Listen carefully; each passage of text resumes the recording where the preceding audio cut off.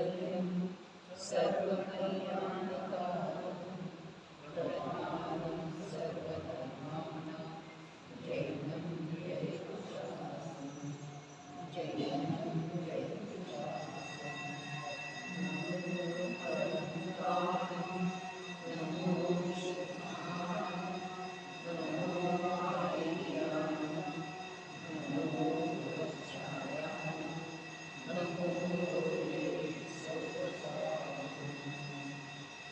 स्थितमचरमनुपमगतिनिधिः सकलसिद्धैर्वन्दिः श्रुतदेवरुगणकेलिता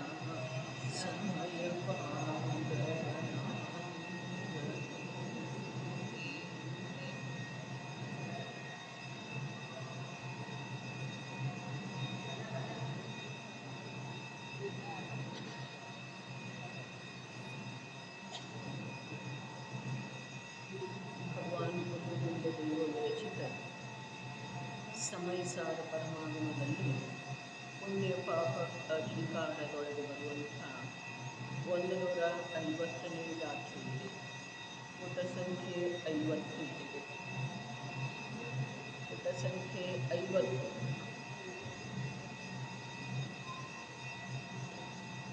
ರತ್ತೋ ಬಂಧದಿಕಂ ಮಂ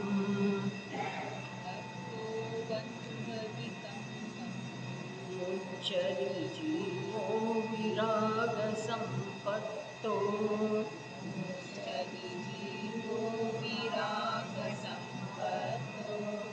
ಏಸೋ ಜಿಣೋ ವದೇಸೋ ತಮ್ಮ ಕಂಬೆ ಸುಮಾರಜ್ಜ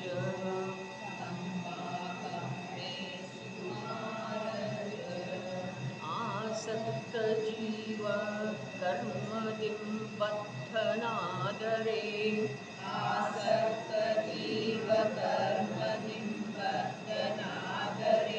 ವಿರಕ್ತ ಕರ್ಮದಿಂ ಮುಕ್ತನಾಗುವನು.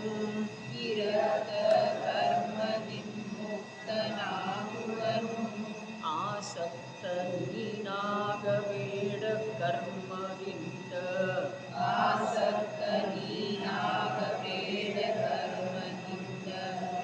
ಇದು ಶ್ರೀಜಿನ ಪ್ರಭುಗಳ ಉಪದೇಶವಿದೆ.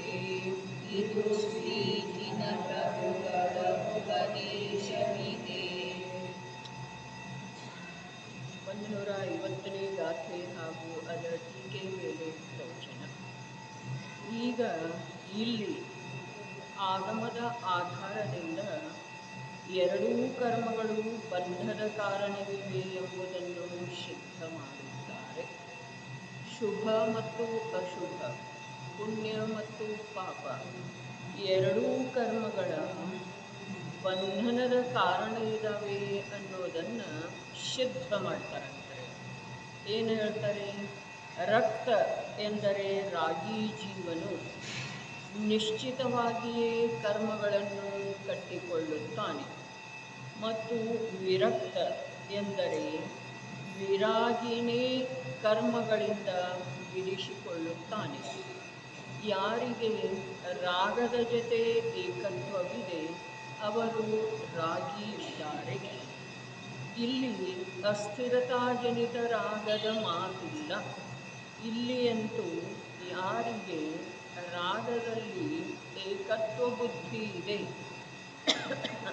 ಅಹಂ ಬುದ್ಧಿ ಇದೆ, ಆ ಮಿಥ್ಯಾದೃಷ್ಟಿಯನ್ನು ರಾಗಿ ಎನ್ನಲಾಗಿದೆ.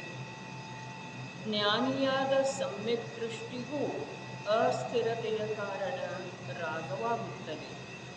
ಆದರೆ ಅವನು ರಾಗದಲ್ಲಿ ರಕ್ತ ಎಂದರೆ ಅನುರಕ್ತನಾಗುವುದಿಲ್ಲ, ರುಚಿವಂತನಾಗುವುದಿಲ್ಲ. ಈ ಕಾರಣದಿಂದ ಅವನು ವಿರಾಗಿ ಇದ್ದಾನೆ. ಏನು ಹೇಳಿದರೆ ರಾಗ ಎರಡು ಪ್ರಕಾರದ್ದು ಇದೆ. ಮಿಥ್ಯಾದೃಷ್ಟಿ ಜೀವನಿಗೂ ರಾಗ ಇರ್ತಿದೆ, ಸಮ್ಯಕ್ ದೃಷ್ಟಿಗೆ ಕೂಡ ಅಸ್ಥಿರತಾಜನ್ಯ ರಾಗ ಇರ್ತಿದೆ. ಆದರೆ ಸಮ್ಯಕ್ ದೃಷ್ಟಿ ಜೀವನಿಗೆ ಯಾವ ರಾಗ ಇರ್ತಿದೆಯೋ ಆ ರಾಗದೊಳಗ ಅವನಿಗೆ ರುಚಿ ಇರುವುದಿಲ್ಲ. ರಾಗದೊಳಗ ರಕ್ತ ಅರ್ಥಾತ್ ಆಸಕ್ತ ಇರುವುದಿಲ್ಲ. ಮಿಥ್ಯಾದೃಷ್ಟಿ ಜೀವ ರಾಗ ಇದ್ದ ನಂತರ ಆ ರಾಗದೊಳಗ ಏಕರೂಪ ಆಗೋದ, ಆಸಕ್ತ ಆಗೋದ, ರಕ್ತ ಆಗೋದ, ಅದುವೇ ತಾನು ಅಂಥೇಳಿ ಮನ್ನಿಸೋದು, ಇದು ಅವನ ಜನ್ಮಸಿದ್ಧ ಅಧಿಕಾರ ಇದೆ. ಮಿಥ್ಯಾದೃಷ್ಟಿ ಜೀವ ಶುಭ ರಾಗವನ್ನು ತಾನು ಅಂತಂದ್ರೆ ತನ್ನ ಹಿತದ ಕಾರಣ ಅಂಥೇಳಿ ಅಂತಂದ್ರೆ ಇಲ್ಲಿ ಕೆಳಗಡೆ ಇದೆ ನೋಡಿ, ಈ ಕೆಳಗಿನ ಪ್ಯಾರವನ್ನು ಓದೋಣ. ಬಹಳ ಅಂದ್ರೆ ಬಹಳ ಮಹತ್ವಪೂರ್ಣವಾದದ್ದು ಇದೆ. ಅಜ್ಞಾನಿಯು ಒಂದು ವೇಳೆ ವ್ರತ, ತಪ, ಭಕ್ತಿ ಮೊದಲಾಗಿ ಎಲ್ಲವನ್ನೂ ಮಾಡುತ್ತಾನೆ. ಒಂದು ವೇಳೆ ಮಾಡ್ತಾನೆ, ಎಲ್ಲವನ್ನೂ ಮಾಡ್ತಾನೆ. ಮತ್ತು ಶಾಸ್ತ್ರಗಳನ್ನು ಓದುವ, ಬರೆಯುವ ಹಾಗೂ ಸ್ಮರಣೆಯಲ್ಲಿ ಇಟ್ಟುಕೊಳ್ಳಲು ಯೋಗ್ಯವಿರುವ ಧಾರಣಾಶಕ್ತಿಯಿಂದ ಉಪದೇಶವನ್ನು ಕೊಡುತ್ತಾನೆ. ಆದರೆ ಈ ಪ್ರಕಾರದ ಶುಭ ರಾಗವನ್ನು ಮಾಡಿ ಅವನು ಮನ್ನಿಸುವುದೇನೆಂದರೆ, ನಾನು ಧರ್ಮ ಕಾರ್ಯ ಮಾಡುತ್ತಿದ್ದೇನೆ. ಯಾವ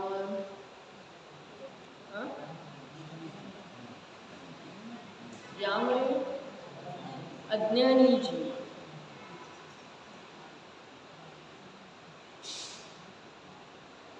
ನಮ್ಮಲ್ಲೇ ಈ ಪ್ರಕಾರದ ಭಾವ ಇದೆಯೋ, ಮನ್ನಣೆ ಇದೆಯೋ ಅಥವಾ ಇಲ್ಲವೋ?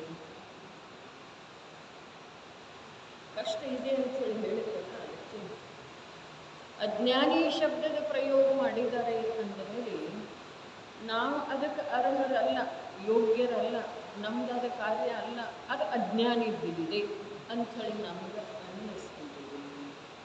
ಆದರೆ ಏನು ಹೇಳಿದರೂ ಆ ಪ್ರಕಾರದ ನಮ್ಮ ಮನ್ನಣೆ ಇದೇನಿಲ್ಲ. ಅಜ್ಞಾನಿ ಇಲ್ಲದಿದ್ದರೆ ಹೋಗಬೇಕು. ಆದರೆ ಇಲ್ಲೇನು ಹೇಳ್ತಾ ಇದ್ದಾರೆ, ಆ ಪ್ರಕಾರದ ಮನ್ನಣೆ, ಶ್ರದ್ಧೆ ನಮ್ಮಲ್ಲಿ ಇದೆಯಲ್ಲ. ಏನು ಒಂದು ವೇಳೆ ವ್ರತ, ಒಂದು ವೇಳೆ ಯಾವಾಗಲೂ ಏನು ಮಾಡೋದಿಲ್ಲ, ಒಂದು ವೇಳೆ ಯಾರಾದರೂ ಮಾಡ್ತಿದ್ರು ಅಂತಂದ್ರೆ ನೋಡಿ ತಾನು ಮಾಡ್ಬೇಕನ್ನಿಸ್ತೀವಿ. ಒಂದು ವೇಳೆ ಅವನು ಮಾಡ್ತಿದ್ದಾನಂತಂದ್ರೆ ಅದರೊಳಗೆ ಅವನಿಗೆ ಏನಿದೆ, ನಾನು ಧರ್ಮ ಕಾರ್ಯ ಮಾಡ್ತಾ ಇದ್ದೇನೆ. ಈಗ ತಾವು ಹೇಳಿದ್ರೆ ಸ್ಪಷ್ಟ ಇದನ್ನು ಬಿಡಿಸಿ ಹೇಳಬೇಕಾದ್ರೆ, ನಾವು ಯಾವ್ಯಾವ ಶುಭ ಕಾರ್ಯ, ದಾನ ಕೊಡೋದ, ಶಾಸ್ತ್ರ ಸ್ವಾಧ್ಯಾಯ ಮಾಡೋದ, ಶಾಸ್ತ್ರ ಸ್ವಾಧ್ಯಾಯ ಮಾಡೋದ, ಎಲ್ಲೆಲ್ಲಿ ಶಿಬಿರ ಇರ್ತಿದೆ ಅಲ್ಲಿ ಹೋಗೋದ, ಪಂಚ ಕಲ್ಯಾಣಿಕಗಳಲ್ಲಿ ಹೋಗೋದ, ಧನ ಖರ್ಚು ಮಾಡೋದ, ವಿಪುಲವಾಗಿ ಯಾವುದೇ ಪ್ರಕಾರದಿಂದ ವಿಚಾರ ಮಾಡೋದಿಲ್ಲ, ಕಂಜೂಸಿ ಇಲ್ಲ, ಧನ ಖರ್ಚು ಮಾಡೋದ, ಎಲ್ಲ ಮಾಡುವ ವೇಳೆದೊಳಗೆ ನನಗೆ ಸಂಸಾರ ಆಗ್ತಾ ಇದೆ ಅಂತೇವೋ ಅಥವಾ ನಾನು ಧರ್ಮ ಮಾಡ್ತಾ ಇದ್ದೀನಿ. ಮನ್ನಣೆ ಇದೆ, ಬರೀ ಮಾತಿಗಿದೆ, ಒಳಗಡೆ ಮನ್ನಣೆ ಶ್ರದ್ಧೆ ಇದೆ ಅಥವಾ ಬರೀ ಮೇಲ್ಮಾತಿಗಿದೆ? ಅರೆ ಏನು ಮಾಡೋದ? ಭಾಗ್ಯ ಇರೋಲ್ಲ ಕೆಲವು ಜೀವಗಳು. ಅಲ್ಲೇ ಬಸ್ತಿ ಮಗ್ಗಲಿಗೆ ಇದೆ ರೀ ಮನೆ, ಖಾಲಿನೇ ಇರ್ತಾರ್ರಿ. ಆದ್ರೆ ಬರೋದು ಈ ವಚನವನ್ನು ಹೇಳುವುದರ ಹಿಂದೆ ಶ್ರದ್ಧೆಯನ್ನು ಮಾಡೋದಿದೆ ರೀ. ನಾನು ಧರ್ಮ ಮಾಡ್ತಾ ಇದ್ದೇನೆ. ಧರ್ಮ ಮಾಡುವ ಅವಕಾಶ ಇದ್ರವೇ ಹೀಗೆ ಜೀವಗಳ ಧರ್ಮ ಮಾಡೋದಿಲ್ಲ ಅಂಥೇಳಿ ಹೇಳೋದು, ಅಥವಾ ಆ ಪ್ರಕಾರ ಅವರ ಅವಲೋಕನೆ ಮಾಡೋದು. ಆ ಪ್ರಕಾರ ಮಾಡ್ತೀವಿ, ಅವಲೋಕನೆ ಅವ್ರದ್ದು ಯಾರು ಬರ್ತಾ ಇಲ್ಲ ಅವರು ಧರ್ಮ ಮಾಡ್ತಾ ಇಲ್ಲ ಅನ್ನುವ ಅಭಿಪ್ರಾಯ, ಆ ದೃಷ್ಟಿಕೋನ ನಮ್ಮಲ್ಲೇ ಇದೆಯೋ ಅಥವಾ ಇಲ್ಲ? ಏನು ಹೇಳಿದರು? ಬರೇ ಒಂದು ಮನ್ನಣೆ, ನಾನು ಧರ್ಮ ಮಾಡ್ತಾ ಇದ್ದೇನೆ. ಏನು ಧರ್ಮ? ವ್ರತ ಪಾಲನೆ ಮಾಡ್ತಾ ಇದ್ದೇನೆ, ತಪಸ್ಸು ಮಾಡ್ತಾ ಇದ್ದೇನೆ, ಭಕ್ತಿಯಿಂದ ಮಂದಿರಕ್ಕೆ ಹೋಗ್ತಾ ಇದ್ದೇನೆ, ಭಕ್ತಿಯಿಂದ ತೀರ್ಥ ವಂದನೆ ಮಾಡ್ತಾ ಇದ್ದೇನೆ, ಭಕ್ತಿಯಿಂದ ಸ್ವಾಧ್ಯಾಯ ಮಾಡ್ತಾ ಇದ್ದೇನೆ. ಬರೀ ಸ್ವಾಧ್ಯಾಯ ಅಲ್ಲ, ಇಲ್ಲಿ ಹೇಳಿದರೆ ಓದುವ, ಬರೆಯುವ ಹಾಗೂ ಸ್ಮರಣೆಯಲ್ಲಿ ಇಟ್ಟುಕೊಳ್ಳಲು ಯೋಗ್ಯವಿರುವ ಧಾರಣಾ ಶಕ್ತಿಯಿಂದ ಉಪದೇಶವನ್ನು ಕೊಡುತ್ತಾನೆ. ಅದರೊಳಗೆ ನಾನು ಕೂಡ್ತೇನೋ ಅಥವಾ ಇಲ್ಲ ಈ ಚೌಕಟ್ಟಿನೊಳಗೆ ನೀವಲ್ರಿ, ನಾನು. ಯಾಕಂದರೆ ಇಲ್ಲಿ ಸ್ಪಷ್ಟ ಹೇಳಿದಾರಲ್ಲ, ಓದುವ, ಬರೆಯುವ ಹಾಗೂ ಸ್ಮರಣೆಯಲ್ಲಿ ಇಟ್ಟುಕೊಳ್ಳಲು ಯೋಗ್ಯವಿರುವ ಧಾರಣಾ ಶಕ್ತಿ ಇರುವುದರಿಂದ ಉಪದೇಶವನ್ನು ಕೊಡುತ್ತಾನೆ. ಆದರೆ ಏನಿದೆ, ಈ ಪ್ರಕಾರದ ಶುಭರಾಗವನ್ನು ಇದೇನಿದೆ ರೀ, ಬರೆಯುವುದ, ಓದುವುದ, ಲಕ್ಷ್ಯದೊಳಗೆ ಇಟ್ಟುಕೊಳ್ಳುವಂಥದ್ದು ಒಂದು ಧಾರಣಾ ಶಕ್ತಿ ಇರೋದ, ಅದನ್ನು ಪ್ರತಿಪಾದನೆ ಮಾಡುವಂಥದ್ದು ಒಂದು ಸ್ವಯಂ ಶಬ್ದದ ನಿಯೋಗ ಇರೋದ, ಇದಕ್ಕೆಲ್ಲ ಇದು ಏನಂದ್ರು ಶುಭರಾಗ ಅಂದರೆ. ನಿಜವಾಗಿ ಇದೇನಿದೆ, ಶುಭರಾಗನೇ ಇದೆ ರೀ. ಶುಭ ಒಂದು ಬಿಟ್ಟ ನಂತರ ಇದೇನಿದೆ ರೀ, ರಾಗನೇ ಇದೆ. ಶುಭವನ್ನು ಬಿಡೋದಲ್ಲ, ಏನಿದೆ, ರಾಗನೇ ಇದೆ. ಶುಭ ಯಾಕೆ ಬಿಡೋದ? ಶುಭ ಯಾಕೆ ಬಿಡೋದು? ಶುಭವನ್ನು ಬಿಟ್ರೆ ರಾಗನೇ ಇದೆ ಅಂತ ಹೇಳಿ ಹೇಳ್ಬೇಕಾದ್ರೆ ಶುಭವನ್ನು ಯಾಕೆ ಬಿಡೋದು? ಶುಭ ಇರುವುದರೊಳಗೆ ಶುಭ ಅಂತೇಳಿ ಯಾಕೆ ಹೇಳೋದಿಲ್ಲ? ಶುಭವನ್ನು ಬಿಟ್ರೆ ಇದು ರಾಗನೇ ಇದೆ. ರಾಗದಿಂದ ಏನಿದೆ ರೀ, ಬಂಧ ಇದೆ. ಚಕ್ಷು ಇಂದ್ರಿಯದ ವಿಷಯದೊಳಗೆ ರಾಗ ಅರ್ಥಾತ್ ಆಸಕ್ತಿ ಮಾಡಿ ದೀಪದೊಳು ಸತ್ತು ಹೋಗ್ತಿದೆ. ಕರ್ಣೇಂದ್ರಿಯದ ವಿಷಯದೊಳಗೆ ರಾಗ ಅರ್ಥಾತ್ ಆಸಕ್ತಿ ಮಾಡಿ ಜಿಂಕೆ ಆ ಬೇಟೆಗಾರನ ಜಾಲದೊಳಗೆ ಸಿಕ್ಕಾಕೊಳ್ತಿದೆ. ಒಂದೊಂದು ವಿಷಯದ ಆಸಕ್ತಿ ಅರ್ಥಾತ್ ರಾಗ. ಇಲ್ಲೇನು ಹೇಳಿದರು, ಗಾಥೆಯೊಳಗೆ ಏನು ಹೇಳಿದರು ಒಂದು ಸ್ವಲ್ಪ ನೋಡ್ರಿ. ಆಸಕ್ತ ಜೀವ ಕರ್ಮದಿಂ ಬದ್ಧನಾದರೆ ವಿರಕ್ತ ಕರ್ಮದಿಂ ಮುಕ್ತನಾಗುವನು. ಅದಕ್ಕೆ ಆಸಕ್ತ ನೀನಾಗಬೇಡ. ಯಾರು ಹೇಳಿದರು? ಆಸಕ್ತ ನೀನಾಗಬೇಡ. ಯಾವುದರಿಂದ? ಕರ್ಮದಿಂದ. ಕರ್ಮ ಅಂದರೆ ಏನಿಲ್ಲಿ? ಕರ್ಮ ಅಂದರೆ ಏನು? ಇವೆಲ್ಲ ಶುಭ ರಾಗರೂಪದ ಕ್ರಿಯೆ ಅದಾವಲ್ಲ, ಅವು ಕರ್ಮದವೆ. ಆ ಕರ್ಮದಿಂದ ನೀ ಆಸಕ್ತ ಆಗಬೇಡ. ಯಾರು ಹೇಳಿದರು? ಶ್ರೀ ಜಿನದೇವರು ಹೇಳಿದರೆ. ಜಿನಪ್ರಭುಗಳ ಉಪದೇಶವಿದೆ. ನಂದು ಇದರಲ್ಲೇ ಏನೂ ಇಲ್ಲಪ್ಪ ಅಂಥೇಳಿ ಭಗವಾನ್ ಕುಂದದೇವ ತಮ್ಮ ಮೇಲೆ ಇದು ಏನನ್ನೂ ತಗೊಳ್ತಾ ಇಲ್ಲ. ಜಿನೇಂದ್ರ ಪ್ರಭುಗಳ, ಶ್ರೀ ಜಿನ ಪ್ರಭುಗಳ ಉಪದೇಶ ಇದೆ. ಏನು? ಆಸಕ್ತ ನೀನಾಗಬೇಡ. ಯಾವುದ್ರೊಳಗ? ಕರ್ಮದೊಳಗೆ. ಕರ್ಮ ಯಾಕಂದ್ರು ಅದಕ್ಕೆ? ಈಗ ಶುಭ ಒಂದು ಬಿಡೋದಂತ ಹೇಳಿ ಹೇಳಿದ್ದಿದೆ, ಅದಕ್ಕಂತೂ ಹೋಗೋದನ್ನ ರೀ. ಕರ್ಮ ಯಾಕಂದ್ರೆ ಇದಕ್ಕೆ ಜ್ಞಾನದಿಂದ ವಿರುದ್ಧ ಯಾವುದಿದೆಯೋ ಅದೆಲ್ಲವೂ ಕರ್ಮ ಇದೆ ರೀ. ಜ್ಞಾತಾ ಸ್ವಭಾವದಿಂದ ವಿರುದ್ಧ ಯಾವ ಪರಿಣಮನ ಇದೆಯೋ, ಅನ್ಯ ಯಾವ ಪರಿಣಮನ ಇದೆಯೋ ಅದನ್ನೆಲ್ಲ ಏನಂತಾರು? ಕರ್ಮ ಅಂತಾರೆ, ಅಥವಾ ಕರ್ತೃತನ ಅಂತಾರೆ.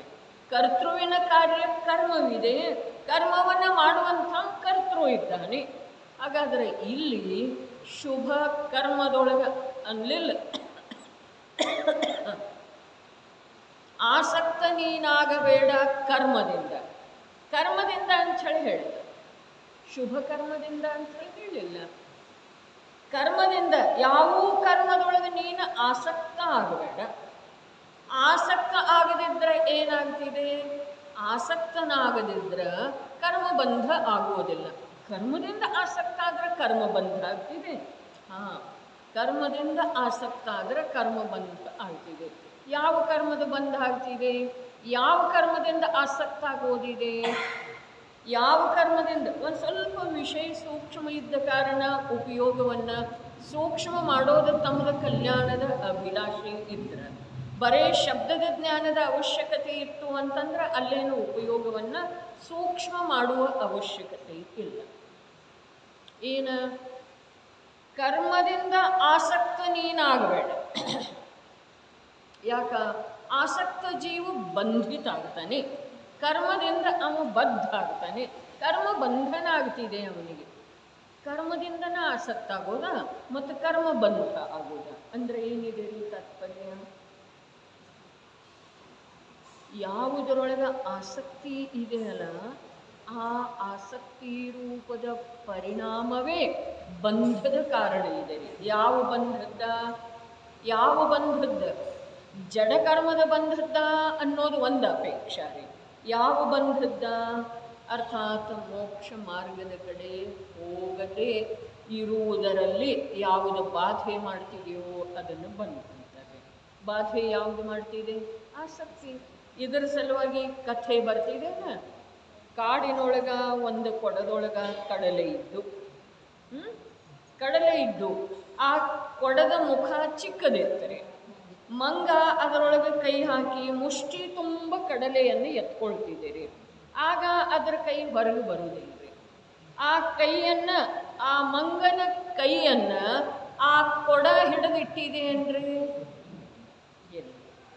ಆ ಮಂಗನ ಕೈಯನ್ನು ಯಾರು ಹಿಡ್ಕೊಂಡಿದರು? ಯಾವುದಾದ್ರೂ ಮಂತ್ರಶಕ್ತಿ ಇದೆ ಅಂದ್ರೆ? ಇಲ್ಲ. ಯಾರು ಹಿಡ್ಕೊಂಡಿದ್ದಾರೆ ಆ ಕೈಯನ್ನು? ಆ ಮಂಗನಿಗೆ ಕಡಲೆ ಕುರಿತು ಆಸಕ್ತಿ ಏನಿದೆಯಲ್ಲ, ಆ ಆಸಕ್ತಿಯೇ ಆ ಮಂಗನನ್ನು ಬಂಧಿಸಿ ಬಿಟ್ಟಿದ್ದೀರಿ. ಕೊಡ ಏನೂ ಮಾಡಿಲ್ಲ, ಕಡಲೆನೂ ಏನೂ ಮಾಡಿಲ್ಲ. ಯಾವುದಾದ್ರೂ ಅಲ್ಲಿ ಜಂಗಲದೊಳಗ ಮಂತ್ರಶಕ್ತಿಯಿಂದ ಹಾಗಾಗಿರ್ಬೇಕೇನ? ಹಾಗಾದರೆ ಈ ಭವರೂಪದ ಕಾನನದೊಳಗ ಜೀವ ಕರ್ಮ ಅರ್ಥಾತ್ ರಾಗ ದ್ವೇಷ ಮೊದಲಾದ ಯಾವ ಭಾವಗಳನ್ನು, ಮಮತೆ ಮೋಹ ಕ್ರೋಧ ಮೊದಲಾದ ಯಾವ ಭಾವಗಳನ್ನು ಮಾಡ್ತಾನೋ ಅದರೊಳಗೆ ಆಸಕ್ತ ಆದ ನಂತರ ನಾವು ಆಸಕ್ತಿಯಿಂದ ಮಾಡ್ತೇವೆ, ಅನಾಸಕ್ತಿಯಿಂದ ಮಾಡ್ತೇವೆ. ಶುಭ ಕಾರ್ಯ ಅಷ್ಟೇ ಅಲ್ಲ, ಅಶುಭ ಕಾರ್ಯವನ್ನು ಕೂಡ, ಕಾರ್ಯಗಳನ್ನು ಕೂಡ ಆಸಕ್ತಿಯಿಂದಲೇ ಮಾಡ್ತೇವಲ್ಲ. ಬಟ್ಟೆ ಒಗೆಯೋದು ಆಸಕ್ತಿಯಿಂದ ಮಾಡ್ತೀವೇನಿಲ್ರಿ? ಸ್ನಾನ ಮಾಡೋದು, ಚಳಿಯೊಳಗೆ ಬಿಸಿ ಬಿಸಿ ನೀರು ಇನ್ನೊಂದೆರಡು ಮಗ್ಗು ಜಾಸ್ತಿ ಸಿಕ್ಕರೆ ಹಿತ ಅನ್ನಿಸ್ತಿದೆ ಏನಿಲ್ರಿ? ಆಸಕ್ತಿಯಿಂದನೇ ಆ ಕಾರ್ಯ ಮಾಡ್ತೇವೆ ಅಥವಾ ಇಲ್ಲ? ಅದೇನಿದೆ? ಅಶುಭ ಕಾರ್ಯ ಇದೆಯೇನು ಶುಭ ಕಾರ್ಯ ಇದೆ ರೀ? ಸ್ನಾನ ಮಾಡೋದ, ಬಟ್ಟೆ ತೊಳೆಯೋದ, ಅಡುಗೆ ಮಾಡುವುದ, ಮನೆ ಸ್ವಚ್ಛ ಮಾಡೋದ, ಪಾತ್ರೆ ಸ್ವಚ್ಛ ಮಾಡೋದ, ಇವೆಲ್ಲ ಕಾರ್ಯ ಅಶುಭ ಕಾರ್ಯ. ಅಶುಭ ಅಶುಭ ಅಶುಭ ಕಾರ್ಯ. ಆ ಅಶುಭ ಕಾರ್ಯ ಆಸಕ್ತಿಯಿಂದ ಮಾಡ್ತೇವೇನಿಲ್ರಿ? ಏನು ಉಪಾಯ ಇಲ್ಲ ಅಂಥೇಳಿ ಮಾಡ್ತೇವ್ರಿ? ಉಪಾಯ ಇಲ್ಲ, ಅನಿವಾರ್ಯವಾಗಿ ಮಾಡಬೇಕಾಗಿದೆ. ಅರೆ ಮಾತಾಡ್ತೇವ್ರಿ, ಹಾಗೆ ಅನಿವಾರ್ಯವಾಗಿ ಮಾಡಲೇಬೇಕಲ್ಲ ಅಂಥೇಳಿ ಆಸಕ್ತಿಯಿಂದ ಮಾಡ್ತೇವ್ರಿ. ಅದೇ ಪ್ರಕಾರ ವ್ರತ ತಪ ಭಕ್ತಿ ಪೂಜೆ ಶಾಸ್ತ್ರ ಸ್ವಾಧ್ಯಾಯ ಇದನ್ನು ಆಸಕ್ತಿಯಿಂದ ಮಾಡ್ತೇವೇನಿಲ್ರಿ? ಆಸಕ್ತಿಯಿಂದ ಮಾಡ್ತೇವೆ. ಆಸಕ್ತಿಯಿಂದ ಯಾಕೆ ಮಾಡ್ತೇವೆ ಅಂತಂದ್ರೆ ಅದು ನನ್ನ ಕರ್ತವ್ಯ ಅಂಥೇಳಿ ತಿಳಿತೇವೆ, ಅದರಿಂದ ನನಗೆ ಸುಖ ಆಗ್ತಿದೆ ಅಂಥೇಳಿ ತಿಳಿತೇವೆ. ಅಶುಭ ಕಾರ್ಯ ಮಾಡುವ ವೇಳೆದೊಳಗೂ ಕೂಡ, ಸ್ನಾನ ಮಾಡುವ ವೇಳೆದೊಳಗೂ ಕೂಡ, ಮನೆ ಕಸ ಗುಡಿಸುವ ವೇಳೆದೊಳಗೂ ಕೂಡ ಅಲ್ಲಿ ಸುಖದ್ದನ ಉದ್ದೇಶ ಇದೇನಿಲ್ರಿ? ಸುಖ ಅನ್ನಿಸ್ತಿದೇನಿಲ್ಲ? ಕಸ ಗುಡಿಸಿದ ನಂತರ, ಪರ್ಶಿ ವರ್ಷದ ನಂತರ ಸ್ವಚ್ಛ ಅನ್ನಿಸ್ತಿದೆ, ಆನಂದ ಅನ್ನಿಸ್ತಿದೇನಿಲ್ರಿ? ಸುಖ ಅನ್ನಿಸ್ತಿದೇನಿಲ್ಲ? ಸ್ನಾನ ಮಾಡಿದ ನಂತರ ಸುಖ ಅನ್ನಿಸ್ತಿದೆ. ಅಶುಭ ಕಾರ್ಯ ಕೂಡ ಈ ಜೀವ ಆಸಕ್ತಿಯಿಂದ ಯಾಕೆ ಮಾಡ್ತಾನೋ ಅಂತಂದ್ರೆ ಅದರಲ್ಲಿ ಅವನು ಸುಖದ ಕಲ್ಪನೆ ಮಾಡ್ಕೊಂಡಿದ್ದಾನ್ರಿ. ಇದಂತೂ ತಿಳಿತಲ್ಲ. ಅದೇ ಪ್ರಕಾರ ವ್ರತ ತಪ ಶೀಲ ಭಕ್ತಿ ಸ್ವಾಧ್ಯಾಯ ಮೊದಲಾದವುಗಳನ್ನು ಮಾಡುವ ವೇಳೆಯದೊಳಗ ಅವನಿಗೆ ವರ್ತಮಾನದಲ್ಲೇನೂ ಹಿತ ಅನ್ನಿಸ್ತಿದೆ. ಅರೆ ಹಿತ ಅನ್ನಿಸ್ಬಾರ್ದೇನ್ರಿ ಗೌರನ್ನವ್ರು? ಹಿತ ಅನ್ನಿಸ್ಬೇಕು ಅಥವಾ ಬೇಡ್ರಿ? ಸ್ವಾಧ್ಯಾಯ ಮಾಡುವ ವೇಳೆಯದೊಳಗ, ಪೂಜೆ ಮಾಡುವ ವೇಳೆಯದೊಳಗ, ಉಪವಾಸ ಮಾಡಿರೋ ವೇಳೆಯದೊಳಗ, ಅಡುಗೆ ಮನೆಯ ಕಡೆ ಹೋಗೋದನ್ನೇ ಇಲ್ಲ. ಸುಖ ಅನ್ನಿಸ್ತಿದೆಯೋ ಅಥವಾ ಇಲ್ಲ? ವರ್ತಮಾನದಲ್ಲೇನೋ ಸುಖ ಅನ್ನಿಸ್ತಿದೆ. ಹಾಗಾದ್ರೆ ಅನ್ನಿಸ್ಬಾರ್ದೇನ? ಧರ್ಮದ ಕಾರ್ಯ ಮಾಡುವ ವೇಳೆದೊಳಗೆ ಸುಖ ಅಂತೂ ಅನ್ನಿಸಲೇಬೇಕಲ್ಲ. ಅರೇ ಪ್ರತ್ಯಕ್ಷ ಹೇಳ್ತೇವೆ, ಇವತ್ತು ಸ್ವಾಧ್ಯಾಯದೊಳಗೆ ಎಷ್ಟು ಆನಂದ ಆಯ್ತು ಹೇಳ್ತೇವೆ ಅಥವಾ ಇಲ್ರಿ? ಇಂದಿನ ತನಕ ಪೂಜೆ ವಿಧಾನ ಮಾಡಿಸಿದ್ದೆವು, ಆದರೆ ಈ ವಿಧಾನದೊಳಗೆ ಆನಂದನ ಬೇರೆ ಬಂತು ಅಂತೇವೇನಿಲ್ರಿ? ಶ್ರುತಪಂಚಮಿ ಪೂಜೆ ಇರ್ಬೋದು, ವೀರಶಾಸನ ಜಯಂತಿ ಪೂಜೆ ಇರ್ಬೋದು, ದಶಲಕ್ಷಣದ ಪೂಜೆ ಇರ್ಬೋದು, ನಂದೀಶ್ವರ ಪೂಜೆ ಇರ್ಬೋದು. ಪೂಜೆ ಮಾಡುವ ವೇಳೆದೊಳಗೆ ಆನಂದ ಆಗ್ತಿದೆಯೇನಿಲ್ಲ. ಹಾಗಾದರೆ ಇಲ್ಲಿ ಅತ್ಯಂತ ಭಯಾನಕವಾದಂಥ ಒಂದು ತತ್ವ ಇದೆ. ಎಲ್ಲಿ ಪೂಜೆಯೊಳಗ, ಭಗವಂತನ ಆಶ್ರಯದೊಳಗ, ಭಗವಂತನ ಗುಣಗಾನ ಮಾಡುವಂಥ ಪರ ಪ್ರವೃತ್ತಿಯೊಳಗ ಜೀವನಿಗೆ ಆನಂದ ಆಗ್ತಿದೆಯೋ ಅಲ್ಲಿ ಈ ಜೀವನಿಗೆ ನಿಜಾನಂದ, ಅತೀಂದ್ರಿಯ ಆನಂದ, ಸ್ವಾಧೀನ ಆನಂದದ ಪ್ರತ್ಯಕ್ಷ ವಿರೋಧ ಇದೆ. ಅದಕ್ಕೆ ಸೂಕ್ಷ್ಮ ಭಗವದ್ ಧರ್ಮ, ಭಗವಂತರ ಹೇಳಿರುವಂಥ ಧರ್ಮ ಸೂಕ್ಷ್ಮ ಇದೆ. ನಾವು ನಮ್ಮ ಮತಿಕಲ್ಪನೆಯ ಅನುಸಾರ ಮಾಡಿದರೆ ಅಥವಾ ಅಜ್ಞಾನಿ ಸಮೂಹ ಮಾಡ್ತಾ ಇರುವುದನ್ನು ನೋಡಿ ಮಾಡಿದರೆ, ಅಜ್ಞಾನಿ ಸಮೂಹ ಅದಕ್ಕೆ ಸಂಬಂಧಿಸಿದ ಹಾಗೆ ಆಡ್ತಾ ಇರುವುದು ಹಾಗೆ ನಾವು ಆಡಿದರೆ ಅದರಿಂದ ಏನಿದೆ ರೀ? ಅದರಿಂದ ಏನಿದೆ? ಅದರಿಂದ ಪ್ರತ್ಯಕ್ಷ ಸರ್ವಜ್ಞ ಪ್ರಭುಗಳ ಉಪದೇಶದ ವಿರೋಧ ಇದೆ. ಆಸಕ್ತ ನೀನಾಗಬೇಡ ಇಷ್ಟ ಹೇಳಿದರೆ, ನೀ ರಾಗ ಮಾಡಬೇಡ ಅಂಥೇಳಿ ಹೇಳಿಲ್ರಿ. ನೀ ಶುಭರಾಗ ಮಾಡಬೇಡ ಅಂಥೇಳಿ ಹೇಳಲಿಲ್ಲ. ಏನು ಹೇಳಿದರು? ಅದರೊಳಗೆ ನೀ ಆಸಕ್ತ ಆಗಬೇಡ. ರಕ್ತೋ ಬಂಧರಿ ಕಮ್ಮಂ. ರಕ್ತ ಅರ್ಥಾತ್ ಅನುರಾಗ, ಆಸಕ್ತ ಯಾವ ಜೀವ ಅದನೋ ಯಾವುದರಲ್ಲಿ? ಆ ಕಾರ್ಯಗಳಲ್ಲಿ. ರಾಗದ ಕಾರ್ಯಗಳಲ್ಲಿ ಯಾವ ಜೀವ ಆಸಕ್ತ ಅದನೋ ಆ ಜೀವನಿಗೆ ಬಂಧ ಅನಿವಾರ್ಯ ಇದೆ. ಈ ವಿಷಯವನ್ನು ತಿಳಿದ ನಂತರ ನಮಗೆ ಬಂಧ ಆಗ್ತಿದೆ ಏನಿಲ್ರಿ? ವಿಷಯವನ್ನು ತಿಳಿದ ನಂತರ, ವಿಷಯವನ್ನಂತೂ ತಿಳಿದೇವಲ್ಲ, ಆದ್ರೆ ಆಸಕ್ತಿಯಂತೂ ಕಡಿಮೆ ಆಗಲಿಲ್ಲ. ಆಸಕ್ತಿ ಯಾಕೆ ಕಡಿಮೆ ಆಗಲಿಲ್ಲ ಅಂತಂದ್ರೆ, ಆಸಕ್ತಿ ತನ್ನಷ್ಟಕ್ಕೆ ತಾನೇ ಕಡಿಮೆ ಆಗುವುದರದ ಯಾವ ಆಧಾರ ಇದೆಯೋ ಆ ನಿರಾಸಕ್ತ ಸ್ವಭಾವವನ್ನು ನಾವು ಗುರುತಿಸಲೂ ಇಲ್ಲ, ಅದರ ಸಲುವಾಗಿ ಉದ್ಯಮ ಮಾಡಲೂ ಇಲ್ಲ, ಯಾವ ಪ್ರಕಾರದ ರುಚಿ ಆ ಕಡೆ ಇಲ್ಲ. ಇಷ್ಟರಲ್ಲೇ ನಾವು ತೃಪ್ತದೇವ್ರಿ, ಇಷ್ಟರಲ್ಲೇ ನಮ್ಮದು ಕರ್ತವ್ಯ ಆಯಿತು ಅಂಥೇಳಿ ತಿಳಿದಿದ್ದೇವ್ರಿ. ಇವತ್ತಿನ ಕರ್ತವ್ಯ ಆಯ್ತೇನಿಲ್ಲ, 9 ಗಂಟೆಗೆ ಮುಗೀತು, ಮುಂದೊಂದು ಗಂಟೆ ಸ್ವಾಧ್ಯಾಯ ಮಾಡೋಣ, ಮಾಡಿದೆವು. ತತ್ವ ಚರ್ಚೆ ಮಾಡೋಣ, ಮಾಡಿದೆವು. ಕೊನೆಗೆ ಒಂದು ಸಲ ಇದನ್ನು ಮುಗಿಸ್ತೇವೆ, ಅರ್ಥಾತ್ ಇದರಲ್ಲಿ ತೃಪ್ತಿಯ ಅನುಭವ ಇದೆ. ತೃಪ್ತಿಯ ಅನುಭವ, ಅದಕ್ಕೆ ಸೂಕ್ಷ್ಮ ಭಗವದ್ ಧರ್ಮ ಅನ್ನುವಂಥ ಮಾತೇನು ಅಮೃತ ಚಂದ್ರಾಚಾರ್ಯ ದೇವ ಹೇಳಿದರೆ, ಅದನ್ನು ಈ ಪ್ರವಚನ ಸಾಹಿತ್ಯದೊಳಗ 1000 ಬಾರಿ ನನ್ನ ಓದುವಿಕೆಯೊಳಗೆ ಬಂದಿತ್ತು. ವೀತರಾಗರ ಮಾರ್ಗ ಅತ್ಯಂತ ಸೂಕ್ಷ್ಮ ಇದೆ. ವೀತರಾಗಿ ಸಂತರುಗಳು ಹೇಳಿರುವಂತಹ ಸುಖದ ಮಾರ್ಗ ಅತ್ಯಂತ ಸೂಕ್ಷ್ಮ ಇದೆ ಅನ್ನುವ ಮಾತು ಎಷ್ಟು ಬಾರಿ ಈಗ 4 ಸಂಪದಗಳನ್ನು ಓದಿದರೆ ಎಷ್ಟು ಬಾರಿ ಬಂದಿದೆ? ಅನೇಕ ಬಾರಿ ಬಂದಿದೆಯೋ ಅಥವಾ ಇಲ್ರಿ? ಅಂದ್ರೆ ಅಲ್ಲಿ ಏನೇನು ಹೇಳಿದಾರೋ ಇಷ್ಟು ಮಾತ್ರ ಧರ್ಮ ಅಲ್ಲ, ಇದಕ್ಕಿಂತ ಬಹಳ ಒಳಗಿದೆ ಧರ್ಮ, ಇದಕ್ಕಿಂತ ಬಹಳ ಮುಂದೆ ಇದೆ ಧರ್ಮ, ಇದಕ್ಕಿಂತ ಬಹಳ ಆಳದೊಳಗಿದೆ ಧರ್ಮ ಅನ್ನೋದನ್ನು ಹೇಳಿದ್ದಾರೆ, ಎಚ್ಚರಿಸಿದ್ದಾರೆ. ಆದರೆ ನಾವು ಅಲ್ಲಿಗೆ ಮುಗಿಸ್ತೇವ್ರಿ. ಪೂರ್ಣ ವಿರಾಮ ಅಲ್ಲಿಗೆ. ಮತ್ತು ನಾಳೆ ಮತ್ತು ಬೇರೆ ರೂಪದಿಂದ ಅದರದ ಆರಂಭ ಆಗಬಹುದು. ಆದರೆ ಇಲ್ಲಿ ಪೂರ್ಣ ವಿರಾಮ ಮಾಡ್ತೇವೆ, ಅರ್ಥಾತ್ ನಾವು ಅದರಲ್ಲಿ ಸಂತುಷ್ಟ ಇದ್ದೇವೆ, ತೃಪ್ತ ಇದ್ದೇವೆ ಅಂದ್ರೆ ನಾವು ಜಿನೇಂದ್ರ ಪ್ರಭುಗಳ ಉಪದೇಶಕ್ಕೆ ವಿರೋಧ ಮಾಡುವಂಥವ್ರು ಇದ್ದೇವೆ. ಇನ್ನು ಇದೇನು ನಮ್ಮದು ಪ್ರಶ್ನೆ ಉದ್ಭವ ಮಾಡಿತ್ತಲ್ಲ, ಇಲ್ಲಿ ಇನ್ನೊಂದ್ಸಲ ಓದೋಣ. ಅಜ್ಞಾನಿಯು ಒಂದು ವೇಳೆ ವ್ರತ ತಪ ಭಕ್ತಿ, ಒಂದು ವೇಳೆ ಯಾಕೆ ಹೇಳಿದರು? ಒಂದು ವೇಳೆ ಯಾಕೆ ಹೇಳಿದರು? ಅಜ್ಞಾನಿ ವ್ರತ ತಪ ಮೊದಲಾದವುಗಳನ್ನು ಮಾಡೋದ ಸಾಧ್ಯನೇ ಇಲ್ಲ. ಒಂದು ವೇಳೆ ಮಾಡ್ತಾನಂತ ಹೇಳಿ ಇಟ್ಕೊಂಡ್ರೆ, ಅರೆ ಪ್ರತ್ಯಕ್ಷ ನಮಗೆ ಕಾಣಿಸ್ತಾ ಇದೆಯಲ್ಲ ಅಂಥೇಳಿ ಯಾರಾದರೂ ಹೇಳಿದ್ರೆ, ಹೌದಪ್ಪ ಒಂದು ವೇಳೆ ಮಾಡ್ತಿದ್ರೂ ಕೂಡ ಅಜ್ಞಾನಿಯಂತೂ ವ್ರತ ತಪ ಭಕ್ತಿ ಸ್ವಾಧ್ಯಾಯ. ವ್ರತ ಅಂದ್ರೆ ಏನ? ಇಲ್ಲೇನು 4 ಶಬ್ದ ಅದಾವಲ್ಲ, ಅಷ್ಟರದ ಚರ್ಚೆ ಮಾಡೋದು. ವ್ರತ ಅಂದ್ರೆ ಏನ? ಸ್ವಭಾವದ ಅನುಸಾರ ವರ್ತಿಸುವುದೇನಿದೆ ಅದು ವ್ರತ ಇದೆ. ತಪ ಅಂದ್ರೆ ಏನ? ಯಾವುದೇ ಪ್ರಕಾರದ ಇಚ್ಛೆಗಳ ಉತ್ಪನ್ನ ಆಗದೇ ಇರುವ ಹಾಗೆ ಸ್ವಭಾವದ ಅವಲಂಬನೆ ಇರೋದ, ಅದು ತಪ ಇದೆ. ಭಕ್ತಿ ಅಂತಂದ್ರೆ ಏನ?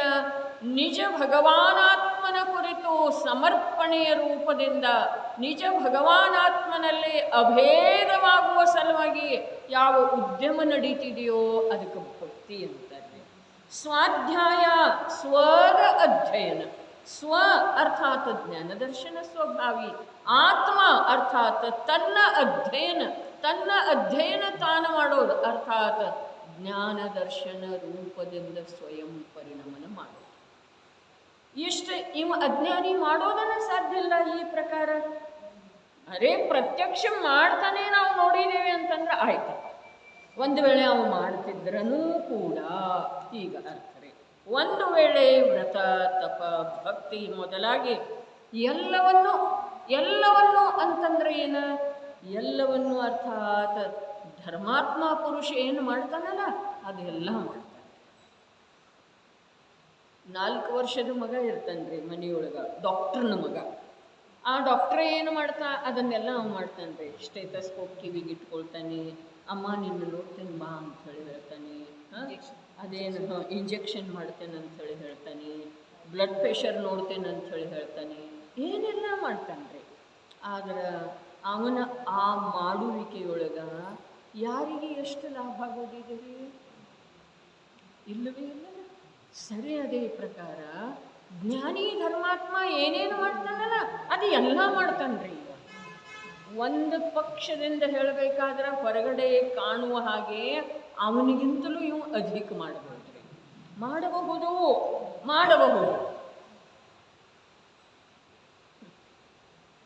ಆದ್ರೆ ಅಂಥೇಳಿ ಹೇಳಿದ್ದಾರೆ, ಏನೇನು ಎಲ್ಲವನ್ನೂ ಮಾಡುತ್ತಾನೆ ಮತ್ತು ಶಾಸ್ತ್ರಗಳನ್ನು ಓದುವ, ಬರೆಯುವ ಹಾಗೂ ಸ್ಮರಣೆಯಲ್ಲಿ ಇಟ್ಟುಕೊಳ್ಳಲು ಯೋಗ್ಯವಿರುವ ಧಾರಣಾಶಕ್ತಿಯಿಂದ ಉಪದೇಶವನ್ನೂ ಕೊಡುತ್ತಾನೆ. ಆದರೆ ಈ ಪ್ರಕಾರದ ಶುಭರಾಗವನ್ನು ಮಾಡಿ ಅವನು ಮನ್ನಿಸುವುದೇನೆಂದರೆ, ಇಲ್ಲಿ ಒಂದು ಪ್ರಶ್ನೆ ಏನು ಉದ್ಭವ ಮಾಡಿದ್ದೇವೆ ನಾವು? ಶುಭ ಬಿಡೋದು. ರಾಗವನ್ನು ಮಾಡಿ ನಾನು ಧರ್ಮ ಮಾಡ್ತಾ ಇದ್ದೇನೆ ಅಂತಂದ್ರೆ ಶುಭ ಯಾಕೆ ಬಿಡೋದ? ಅದು ಶುಭ ರಾಗನ ಐತಲ್ಲ. ಸಂಸಾರ ವಿಷಯ ಕಷಾಯಗಳಿಗೆ ಸಂಬಂಧಿಸಿದ ಕರ್ತವ್ಯ ಅಲ್ಲವು. ಯಾವ? ವ್ರತ ತಪ ಭಕ್ತಿ ಸ್ವಾಧ್ಯಾಯ 4 ಹೇಳಿದರೆ 4 ತಗೊಳ್ಳಿ. ಅವು ಏನು ಸಂಸಾರಕ್ಕೆ ಸಂಬಂಧಿಸಿದ್ದು ಕಾರ್ಯ ಅಲ್ಲ, ವಿಷಯ ಕಷಾಯದ ಪೋಷಣೆ ಮಾಡುವಂಥ ಕಾರ್ಯ ಅಲ್ಲ ನಾವಂತೇವ್ರಿ. ಆದ್ರೆ ಅವ್ರ ಸಂಸಾರದಿಂದ ಕಾರ್ಯ ಅದಾವಂತಾರೆ, ಅವರ ವಿಷಯ ಕಷಾಯದ ಪೋಷಣೆ ಅದಾವಂತಾರೆ. ಪೂಜೆ ಮಾಡುವ ವೇಳೆದೊಳಗೆ ವಿಷಯದ ಪೋಷಣೆ ಆಗ್ತಿದೆ ಏನಿಲ್ರಿ, ಕಷಾಯದ ಪೋಷಣೆ ಆಗ್ತಿದೆ ಏನಿಲ್ರಿ. ಅರೆ ಕರ್ಣೇಂದ್ರಿಯದಿಂದ ನೋಡಿ ಕುಣಿತಾ ಇದ್ದಾರೆ, ಚಪ್ಪಾಳೆ ಬಾರಿಸ್ತಾ ಇದ್ದಾರೆ, ಏಕಕಂಠದಿಂದ ಅತ್ಯಂತ ಮಧುರವಾದಂಥ ಸ್ವರದಲ್ಲಿ ಹಾಡ್ತಾ ಇದ್ದಾರೆ. ಅವರನ್ನು ನೋಡುವುದಕ್ಕೇ ಒಂದು ಆನಂದ. ಆ ಸಮೂಹವನ್ನು, ಪೂಜೆ ಮಾಡುವಂಥವರ ಸಮೂಹವನ್ನು ಕೇಳುವುದರಲ್ಲೇ ಒಂದು ಆನಂದ, ಮನಸ್ಸಿಗೆ ಮುದ ಆಹ್ಲಾದವನ್ನು ಕೊಡ್ತಿದೆ. ಹಾಗಾದ್ರೆ ಅಲ್ಲಿ ವಿಷಯದೊಳಗ ಅವರ ಒಂದಾಗಿದ್ದಾರೋ, ವಿಷಯದ ಪೋಷಣೆ ಮಾಡ್ತಾ ಇದ್ದಾರೋ ಅಥವಾ ಇಲ್ಲ, ಮಾಡ್ತಾ ಇರ್ತೇವೆಯೋ ಅಥವಾ ಇಲ್ಲ, ವಿಷಯದ ಪೋಷಣೆ. ಮತ್ತು ಅದರಲ್ಲೇ ಅರ್ಥಾತ್ ಮಾನನೂ ಇರ್ತಿದೆ, ಲೋಭನೂ ಇರ್ತಿದೆ. ಹಾಗಾದ್ರೆ ಕಷಾಯದ ಪೋಷಣೆನೂ ಆಯಿತು. ವಿಷಯ ಕಷಾಯದ ಪೋಷಣೆ ಆಗ್ತಾ ಇಲ್ಲ, ಪ್ರತ್ಯಕ್ಷ ಸಂಸಾರದ ಕಾರ್ಯ ಅಲ್ಲ, ಅವು ಧರ್ಮಾತ್ಮ ಮಾಡುವಂಥ ಧರ್ಮದ ಕಾರ್ಯ ಇದ್ದಾವೆ ನಮಗೆ ಅನ್ನಿಸ್ತಿದೆ.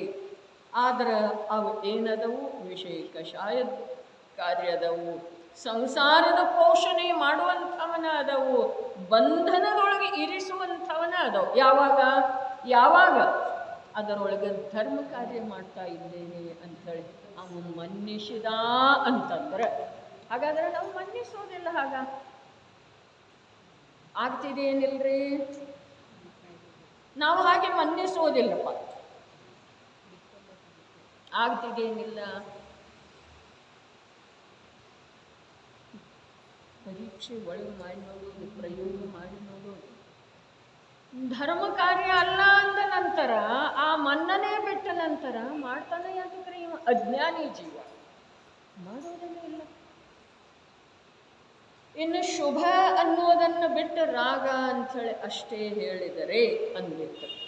ಶುಭ ಅಲ್ಲ ಅಂಥೇಳಿ ಈಗ ಸಿದ್ಧ ಮಾಡಿದ್ದಾರೆ. ಅವು ವಿಷಯ ಕಷಾಯದ ಪೋಷಕನ ಅದವು ಮತ್ತು ಸಂಸಾರ ಬಂಧದ ಕಾರಣನ ಅದವು, ಇಷ್ಟು ಸಿದ್ಧ ಮಾಡಿದ್ದಾರೆ.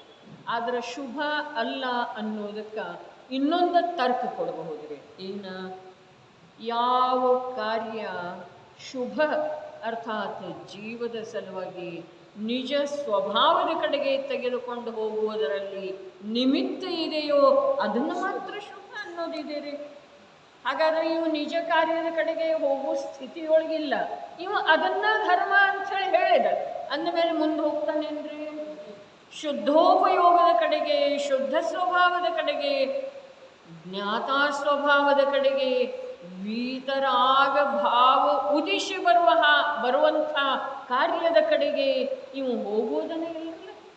ಹಾಗಾದರೆ ಇವನ ಈ ಕಾರ್ಯಗಳ ವಾಸ್ತವದಲ್ಲಿ ಶುಭ ಇದ್ರೂ ಕೂಡ ಇವನಿಗೆ ಬರೇ ರಾಗ, ಶುಭ ಇಲ್ಲ. ಶುಭ ಯಾವುದ? ಜೀವನ ಒಳ್ಳೆಯತನಕ್ಕೆ ಯಾವುದು ಕಾರಣ ಇದೆಯೋ ಅದನ್ನು ಶುಭ ಅಂತಾರೆ. ಒಳ್ಳೆಯತನ ಯಾವುದರೊಳಗಿದೆ? ತನ್ನ ಸ್ವರೂಪದ ಶ್ರದ್ಧೆ ಮಾಡುವುದರಲ್ಲಿ, ತನ್ನ ಸ್ವರೂಪದ ಅನುರೂಪವಾಗಿ ಜ್ಞಾನದ ಪರಿಣಮನ ಆಗುವುದರಲ್ಲಿ. ಆಗುವುದರಲ್ಲಿ ಜ್ಞಾನದ ಪರಿಣಮನ ತನ್ನ ಸ್ವಭಾವ ಹೇಗಿದೆಯೋ ಅದರ ಅನುರೂಪವಾಗಿ ಜ್ಞಾನದ ಪರಿಣಮನ ಆಗುವಲ್ಲಿ ಇವು ಉದ್ಯಮಶೀಲ ಇದ್ದ ಅಂತಂದ್ರೆ ಅದನ್ನು ಶುಭ ಕ್ರಿಯೆ ಅಥವಾ ಶುಭ ರಾಗ ಅನ್ನೋದ್ರಿ. ಶುಭ ರಾಗ ಅನ್ನೋದು ಯಾಕೆ ಶುಭ? ಯಾಕೆ ರಾಗಂತೂ ಈಗ ವರ್ತಮಾನದಲ್ಲಿ ಅದರ ರಾಗನೇ ಇದೆ. ಆದರೆ ಶುಭ ಯಾಕೆ ಅಂತಂದ್ರೆ ಅದು ವೀತರಾಗತೆಗೆ ಕಾರಣ ಇದೆ ರೀ. ಅದರ ಸಲುವಾಗಿ ಅದನ್ನು ಶುಭ ರಾಗ ಅಂತಾರೆ.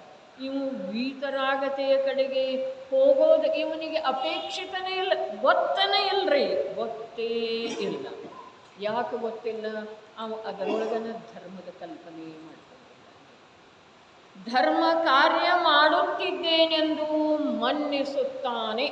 ಅವನು ಮನ್ನಿಸ್ತಾನೆ, ಹಾಗೇ ಮನ್ನಿಸ್ತಾನೆ.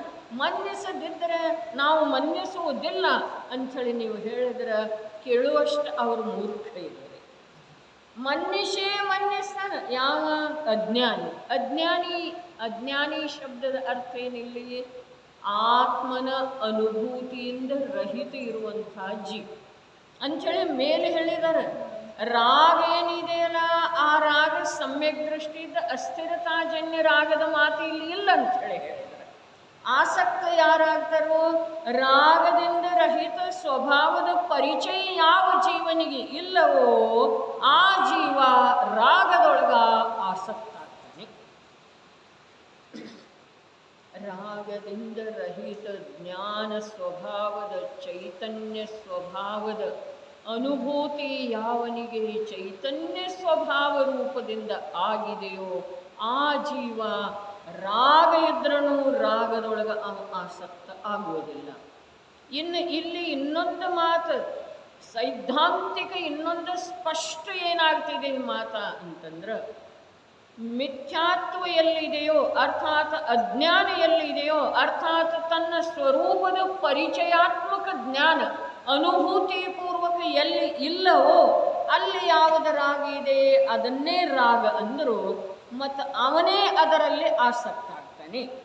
ಯಾವುದು ಅಸ್ಥಿರತಾಜನ್ಯ ರಾಗ ಇದೆಯೋ ಆತ್ಮನ ಅನುಭವ ಪೂರ್ವಕ ಜ್ಞಾನಿ ಧರ್ಮಾತ್ಮ ಪುರುಷನಿಗೆ ಯಾವ ರಾಗ ಇರ್ತಿದೆಯೋ ಆ ರಾಗದೊಳಗ ಅವ ಆಸಕ್ತ ಆಗೋದನೇ ಇಲ್ಲ ಅಂಥೇಳಿ ಅವನಿಗೆ ಆ ರಾಗ ಬಂಧದ ಕಾರಣ ಆಗ್ತದೆ. ರಾಗದ ಬಂಧದ ಕಾರಣ ಇದೆಯೋ ಅಥವಾ ರಾಗದೊಳಗ ಆಸಕ್ತ ಆಗೋದಿದ ಬಂಧದ ಕಾರಣ ಇದೆ. ರಾಗದೊಳಗ ಆಸಕ್ತ ಎಲ್ಲಿವರೆಗೆ ಅವ ಆಸಕ್ತ ಆಗವ ರಾಗದೊಳಗ? ರಾಗರಹಿತ ಸ್ವಭಾವದ ಅನುಭವ ಪೂರ್ವಕ ಎಲ್ಲಿಯವರೆಗೆ ಪರಿಚಯ ಇಲ್ಲವೋ ಅಲ್ಲಿಯವರೆಗೆ ಅವ ರಾಗದೊಳಗೆ ಆಸಕ್ತ ಆಗವನ ರೀ.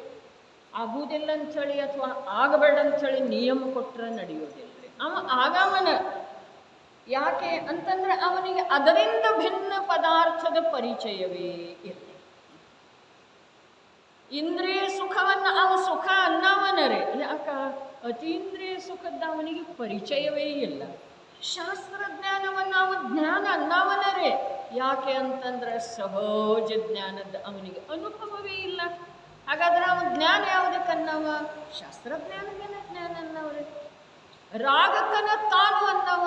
ವೀತರಾಗ ಸ್ವಭಾವದ ಪರಿಚಯ ಅನುಭೂತಿ ಪೂರ್ವಕ ಎಲ್ಲಿಯವರೆಗೆ ಆಗುವುದಿಲ್ಲವೋ ಅಲ್ಲಿಯವರೆಗೆ ಅವನಿಗೆ ರಾಗ ಇರೋದು, ರಾಗದೊಳಗೆ ಅವನಿಗೆ ಆಸಕ್ತಿ ಇರೋದು, ಅದರಿಂದ ಅವನಿಗೆ ಬಂಧ. ಹಾಗಾದರೆ ರಾಗದೊಳಗೆ ಯಾರು ಆಸಕ್ತಿ ಇರ್ತಾರೆ? ಸ್ವಭಾವದಿಂದ ಅನಭಿಜ್ಞ ಯಾವದನೋ, ಅಜ್ಞಾನಿ ಯಾವದನೋ ಅವ ರಾಗದೊಳಗೆ ಆಸಕ್ತಿ ಇರ್ತಾನೆ. ಬಂಧ ಯಾರಿಗೆ ಆಗ್ತಿದೆ? ರಾಗದೊಳಗೆ ಯಾವ ಜೀವ ಆಸಕ್ತದನೋ ಅವನಿಗೆ ಬಂಧ ಆಗ್ತಿದೆ. ಹಾಗಾದ್ರೆ ನಿಗೋದದಂಥ ನಿಕೃಷ್ಟ ಅವಸ್ಥೆಯೊಳಗ ರಾಗದಲ್ಲಿ ಜೀವ ಆಸಕ್ತದನೇನ? ವೀತರಾಗ ಸ್ವಭಾವದ ಪರಿಚಯ ಅಂತೂ ಅಲ್ಲಿ ಇಲ್ಲವೇ ಇಲ್ಲ. ಅಂದ ಮೇಲೆ ಯಾವ ಪ್ರಗಟ ಭಾವ ಇದೆಯೋ ಅದರೊಳಗೆ ಅವನಿಗೆ ತನ್ನತನದ ಬುದ್ಧಿ ಇದೆ. ತನ್ನತನದ ಬುದ್ಧಿ ಇರುವುದರ ಹೆಸರು ರಾಗ ಇದೆ. ಕಲಷ್ಟೀಕಾದೊಳಗ ಇದು ವಿಷಯ ಬಂದದ್ದು ಇದೆ. ಬರೇ ಯಾವುದು ತನ್ನ ಸ್ವಭಾವಲ್ಲವೋ ಅಂಥ ಪರಭಾವದೊಳಗ ಅಥವಾ ವಿಭಾವದೊಳಗ ತಾನು ಎನ್ನುವಂಥ ಅನುಭೂತಿ, ಶ್ರದ್ಧೆ, ಜ್ಞಾನ ಎಲ್ಲಿ ವರ್ತಿಸ್ತಿದೆಯೋ ಅದನ್ನೇ ರಾಗ ಅಂತ ಹೇಳಿ ಹೇಳ್ತಾರೆ. ಆತ್ಮನ ಅನುಭೂತಿಯಿಂದ ಹೊರಗಿರುವಂಥ ಜೀವಕ್ಕ ಅದು ಎಷ್ಟೇ ನಿಕೃಷ್ಟ ಅವಸ್ಥೆಯೊಳಗಿರಲಿ ಅದಕ್ಕೆ ರಾಗ ಶಬ್ದದ ಪರಿಚಯನೂ ಇಲ್ಲ. ಯಾವ ಪರಪದಾರ್ಥದ ಕುರಿತು ಪ್ರೀತಿ ಮಾಡುವಂಥ ಅವಕಾಶವೂ ಅದರ ಜೀವನದೊಳಗೆ ಇಲ್ಲ. ಆದರೂ ಕೂಡ ಆ ಜೀವದಲ್ಲೇ ರಾಗ ಇದೆ. ರಾಗ ಅರ್ಥಾತ್ ಅಲ್ಲಿ ರಾಗದ ವ್ಯಾಖ್ಯಾ ಏನ?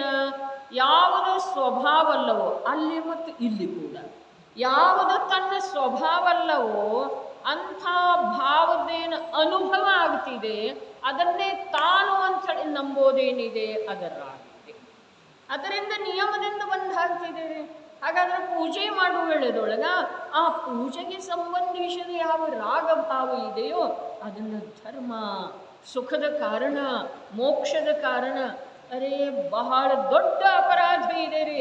ಈ ಪುಣ್ಯ ಪಾಪ ಅಧಿಕಾರ ಒಂದು ವೇಳೆ ತಮಗೆ 10 ಬಾರಿ ಓದಿದ ನಂತರ ಸ್ವಲ್ಪ ಆದರೂ ಭಾವಭಾಸನಾಯಿತು ಅಂತಂದ್ರೆ ಜೀವನ ಧನ್ಯ.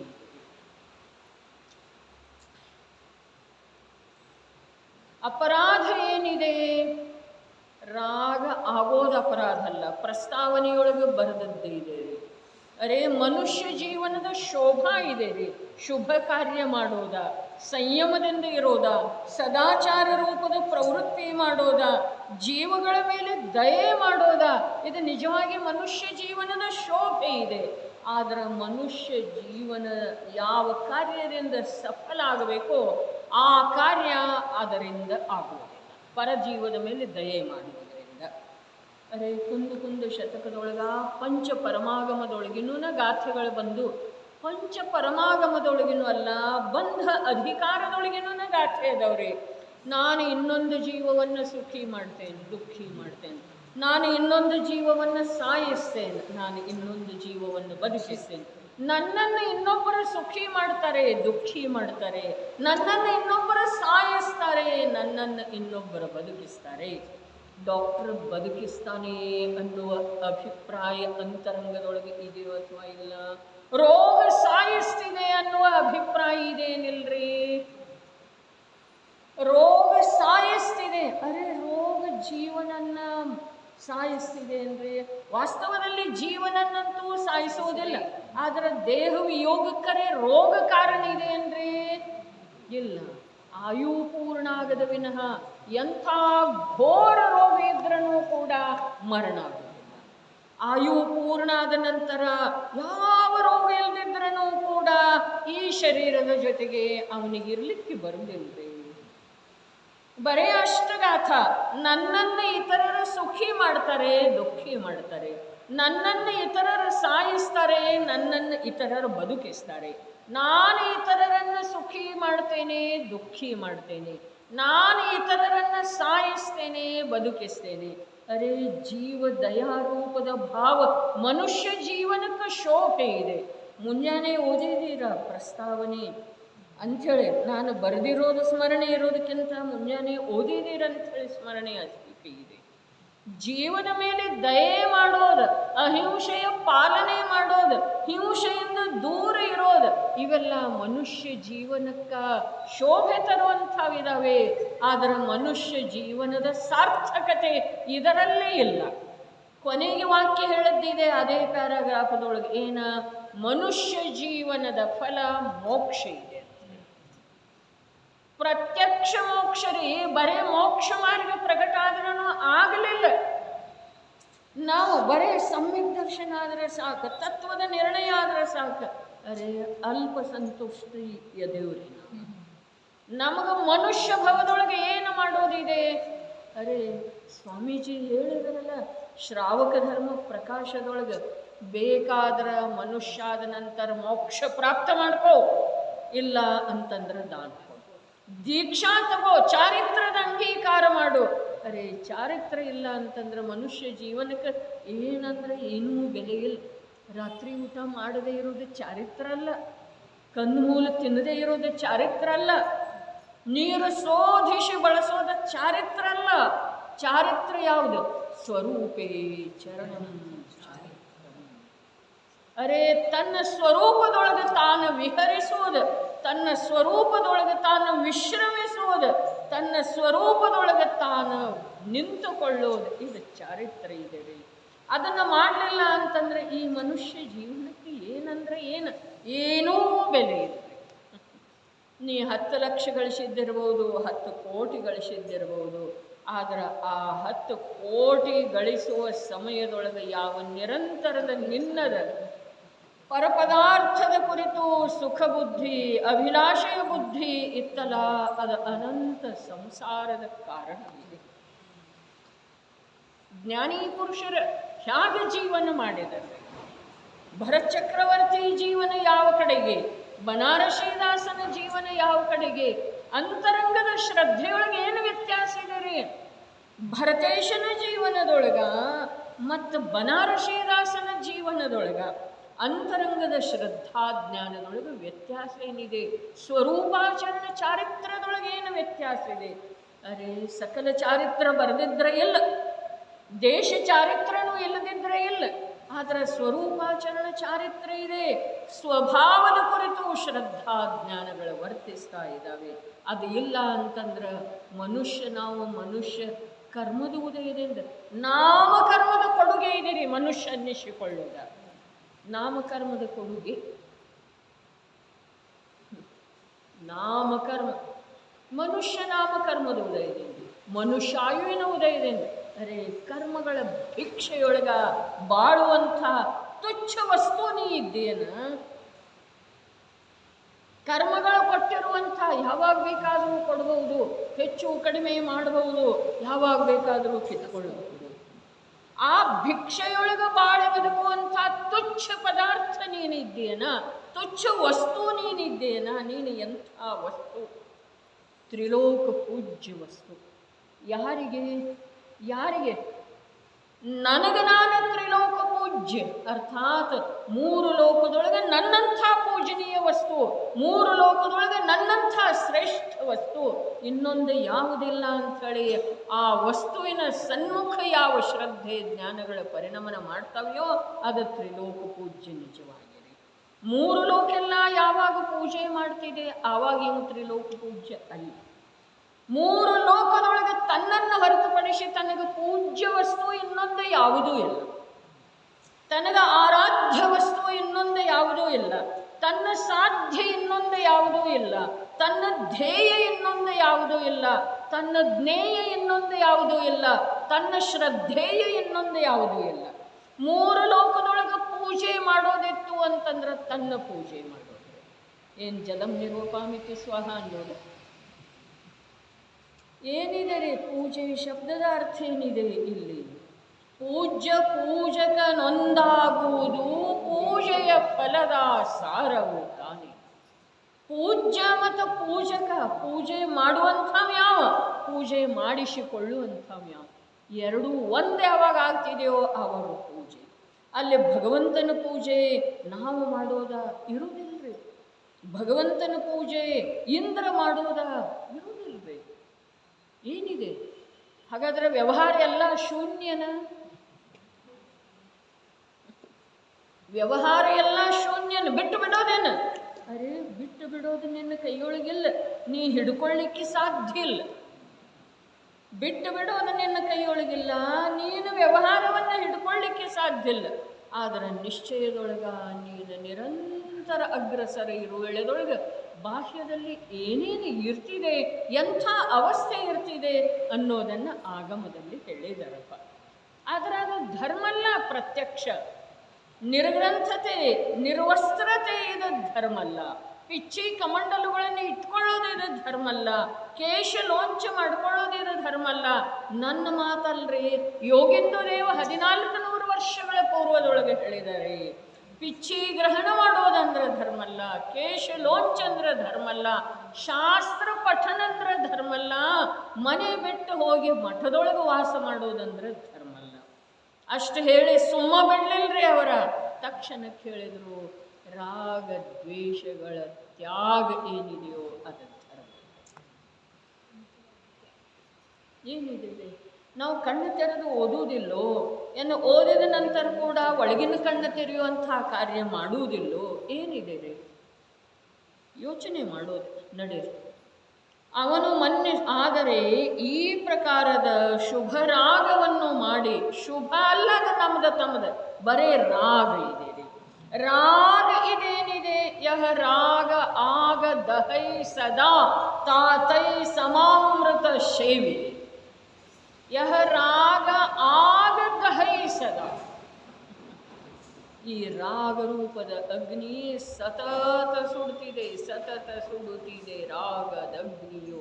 ವಿತತವದರಿಂ ಸಮತೆ ಅಮೃತವ ಜೀವ ಸೇವನೆ ಮಾಡಲೇಬೇಕು. 6 ಗುರಾಣಿಗಳು ಸತತ ಸುಡುತ್ತಿದೆ ರಾಗದ ಅಗ್ನಿಯು. ವಿತತವದರಿಂ ಸಮತೆ ಅಮೃತವ ಜೀವ ಸೇವನೆ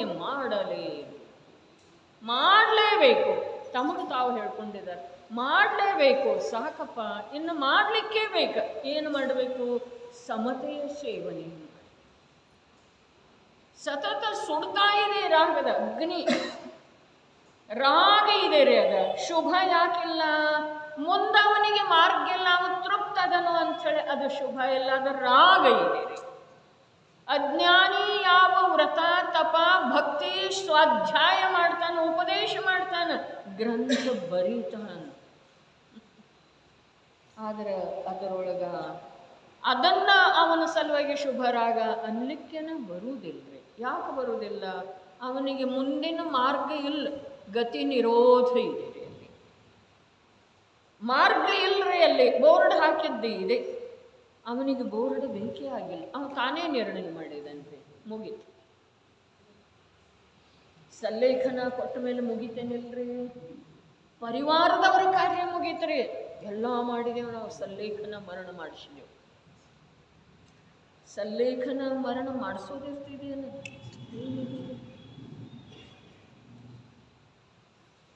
ಸೇವಾ ಮಾಡಿದೆವು, ಮಾಡುವಷ್ಟೆಲ್ಲ ಮಾಡಿದೆವು.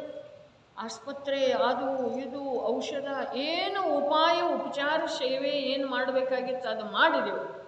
ಇನ್ನೇನು ಡಾಕ್ಟ್ರ ಪುನಃ ಚೇತರಿಸಿಕೊಳ್ಳುವುದಿಲ್ಲ ಅಂಥೇಳಿ ಹೇಳಿದ ನಂತರ ಯಾವಾಗ ಡಾಕ್ಟ್ರ್ ಭರವಸೆ ಕೊಡಲಿಲ್ಲ ಆವಾಗ ನಾವು ಸಲ್ಲೇಖನ ಕೊಡ್ತೀವಿ. ಇನ್ನೊಂದು ಜೀವದ ಬಗ್ಗೆ ಬಹಳ ಒಳ್ಳೆಯ ರೀತಿಯಿಂದ ನಾವು ಕರ್ತವ್ಯ ನಿರ್ವಹಿಸಿದೆವು ಅಂಥೇಳಿ ಅಭಿಮಾನ ಇದೆ. ಸಲ್ಲೇಖನ ಕೊಟ್ಟೇವೇನು? ಉಪಚಾರ ಮಾಡಿದೇವೇನು? ಉಪಾಯ ಮಾಡಿದೆವು? ಏನು ಮಾಡಿದೆವ್ರಿ? ಏನೂ ಮಾಡಲಿಲ್ಲ. ಅದಕ್ಕೆ ಸೂಕ್ಷ್ಮ ಭಗವಂತ. ನಾವು ವಾಸ್ತವಿಕತೆಯನ್ನು ತಿಳಿಯುವ ಗೊಡವೆಗೇನೇ ಹೋಗಿಲ್ಲ. ನಾವು ಕರ್ತವ್ಯನ ಅಪ್ಪಾಜಿ ಹೇಳ್ತಿದ್ರು, ಇಂದ ಸರ್ವಜ್ಞರ ಅಭಾವದೊಳಗೆ ಎಲ್ಲರೂ ಸರ್ವಜ್ಞಾಗಿ ನಿಂತಿದ್ದಾರೆ ಅಂತ ಹೇಳಿ. ಇಂದ ಸರ್ವಜ್ಞರ ಅಭಾವದೊಳಗ ಯಾರಿಗೆ ಯಾರು ಹೇಳುವ ಕೇಳುವ ಅವಶ್ಯಕತೆ ಇಲ್ಲ. ಎಲ್ಲರೂ ಸರ್ವಜ್ಞ. ಯಾರು ಬೇಕಾದವರು ನಿರ್ಯಾಪಕಾಚಾರ್ಯ ಅಂತ, ಯಾರು ಬೇಕಾದವರು ಗಣಧರಾಚಾರ್ಯ ಅಂತ, ಯಾವ ಬೇಕಾದ ಜೀವದ ಮೇಲೆ ಗರ್ಭ ಕಲ್ಯಾಣಿಕ ಮಾಡ್ತಾರೆ, ಗರ್ಭ ಸಂಸ್ಕಾರ ಮಾಡ್ತಾರೆ, 16 ಸ್ವಪ್ನವನ್ನು ತೋರಿಸ್ತಾರೆ. ಪಾಪಿ ಜೀವ ಯಾವುದೋ ಇದೆ ಗರ್ಭದೊಳಗೆ. ಧರ್ಮದ ವಿಡಂಬನ ಇದಕ್ಕಿಂತ ಜಾಸ್ತಿ ಇನ್ಯಾವುದಿದೆ ರೀ? ಆದ್ರೆ ಅವರೇನು ತಿಳ್ಕೊಳ್ತಾರೋ, ನಾವು ಧರ್ಮ ಮಾಡ್ತೀವಿ. ಏನಿದೆ ಇದಕ್ಕೆ ನಾವು ಹೊರತದೇವೆ, ಈ ಸೀಮೆಯಿಂದ ನಾವು ಹೊರಗದೇವ್ರಿ. ಇವೆಲ್ಲ ನಮ್ಮವೇ ಕಾರ್ಯದು. ಜಾತಿ ಬೇರೆ ಬೇರೆ ಇರಬಹುದ್ರಿ, ನಮ್ಮ ಅಭಿಪ್ರಾಯದೊಳಗೆ ಅದೆಲ್ಲ ಬಿದ್ದದ್ದೇ ಇದೆ. ಕಾರ್ಯದ ಜಾತಿ, ಟಿವಿ ಕಾರ್ಯದ ವೈಖರಿ ಬೇರೆ ಬೇರೆ ಅದವ್ರಿ ಅಷ್ಟೇ.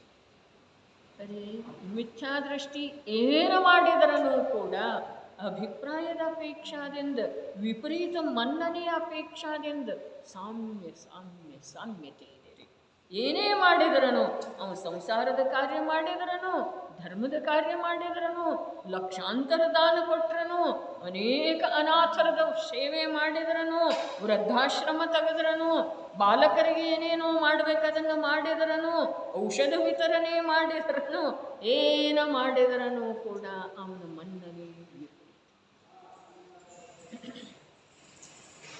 ಅದಕ್ಕೆ ಧರ್ಮ ಒಂದು ಬೇರೆ ಇದೆ, ಕಲ್ಯಾಣದ ಮಾರ್ಗ ಒಂದು ಬೇರೆ ಇದೆ. ನೀನು ಇದುವರೆಗೆ ಏನೇನು ತಿಳ್ಕೊಂಡಿದೆ, ಏನೇನು ನೋಡಿದೆ, ಏನೇನು ಕೇಳಿದೆ, ಅದಾವುದು ಧರ್ಮ. ಆಗಮದಲ್ಲಿ ಹೇಳಿರುವುದು ಕೂಡ ಯಾವುದು ನಿನ್ನ ಕರ್ಣೇಂದ್ರಿಯದ ಮೂಲಕ, ನಿನ್ನ ಬಹಿರ್ಮುಖ ಜ್ಞಾನದಿಂದ, ಕ್ಷಯೋಕ್ಷಮ ಜ್ಞಾನದಿಂದ ನೀನು ಕಲ್ಪನೆ ಮಾಡಿಕೊಂಡಿದೆ ಅಥವಾ ಆಗಮದ ವಚನದ ಅರ್ಥವನ್ನು ತಿಳ್ಕೊಂಡಿದೆ, ಅದಾವುದು ಧರ್ಮ. ಧರ್ಮ ಯಾವುದೇ ವಚನಕ್ಕ, ಯಾವುದೇ ಪರಿಭಾಷೆಗೆ, ಯಾವುದೇ ಕ್ರಿಯೆಗೆ ಒಳಪಡುವಂಥದ್ದು ಅದು ಅಲ್ಲವೇ ಅಲ್ಲ. ಅದು ಬರೀ ಅನುಭವ, ಸಂವೇದನ, ಆನಂದ ಆನಂದ ಆನಂದ, ತೃಪ್ತ ತೃಪ್ತ ತೃಪ್ತ, ಒಳಗಡೆ ಪರಮ ಶಾಂತಿ, ಸ್ವಾಧೀನ, ನಿರ್ಭಯ, ನಿರ್ದ್ವಂದ್ವ ಇದೆ ರೀ. ಅದ ಧರ್ಮ ಅಂತಂದ್ರೆ. ಧರ್ಮ ಹೇಗಿದೆ, ಅದಕ್ಕೆ ಇನ್ನೊಬ್ಬರದ ಆಧಾರ ಬೇಕಾಗಿಲ್ಲ, ಅದನ್ನು ಹೇಳಲಿಕ್ಕೆ ಬರುವುದಿಲ್ಲ, ಅದನ್ನು ಮನುಷ್ಯನಿಂದ ತಿಳ್ಕೊಳ್ಳಿಕ್ಕೆ ಬರುವುದಿಲ್ಲ. ಅರೆ, ಮನುಷ್ಯನಿಂದ ಆತ್ಮನ ಸ್ವರೂಪವನ್ನು ತಿಳ್ಕೊಳ್ಬಹುದ್ರಿ, ಮನುಷ್ಯನಿಂದ ಅನುಭವದ ಸ್ವರೂಪವನ್ನು ಯಾಕೆ ತಿಳ್ಕೊಳ್ಳೋದು?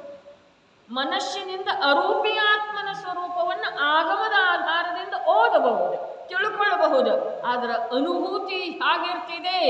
ಆ ಆತ್ಮ ನಿಜವಾಗಿ ಅನುಭವ ಸಂಪನ್ನ ಅಂದರು, ಆ ಅನುಭವ ಎಂಥದ್ದಿದೆ? ಅರೆ, ಆಗಮದ ಶಬ್ದ ಹೇಳಿದೆವು, ಅತೀಂದ್ರಿಯ ಇರ್ತಿದೆ. ಅತೀಂದ್ರಿಯ ಅಂದ್ರೆ ಏನು? ಅತೀಂದ್ರಿಯ ಅಂದ್ರೆ ಏನು? ಅತೀಂದ್ರಿಯ ಅಂದ್ರೆ ಏನು? ಅದು ಹೇಳಲಿಕ್ಕೇನೆ ಬರುವುದಿಲ್ಲ. ಕರ್ಣೇಂದ್ರಿಯಕ್ಕೆ ಅಗಮ್ಯ ಇದೆ. ನೋಡಿ, 9 ಆಯ್ತನ.